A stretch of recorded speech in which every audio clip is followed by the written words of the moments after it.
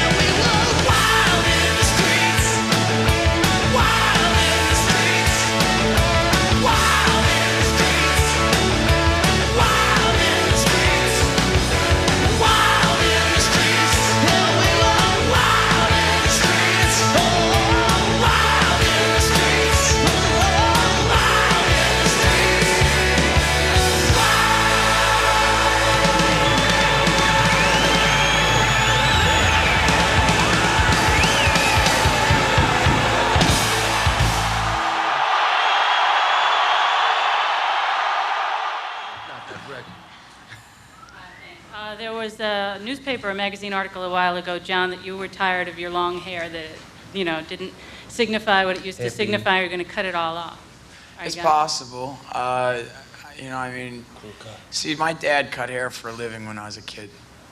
So after you'd get your ass whooped, he'd cut your hair, which was like the worst thing in the world. So now you'll see my brothers and I all have long hair, basically because we're all older and bigger than he is, Well, I mean, like the Beastie Boys have in their riders, they have a safe condom rider, safe sex rider. They have to have condoms in the back of their dressing rooms. Do you guys have anything like that? Did you stick with that? The Beastie Boys have influenced a lot of what I do, too. Next question. Listen, are you engaged? That's the hot rumor. This is the way I look at it. Marriage is an institution, and I'm much too young to go to an institution. That's right. I wanted to know if you're going to continue to use the Pizza Parlor Jury when you record your next album. The Pizza Parlor Jury. That's cool. It's a cool name for a song. That's the name of the album. It's the Pizza Parlor. Could you just explain that maybe for some people here that might not know what that is? In Saraville, New Jersey, was a small recording studio that nobody knew existed. Right around the block from there was a local pizza parlor, milk store, and like maybe a dry cleaners or something. But the kids would hang out there, and we were right around the block rehearsing and writing all the material for this album.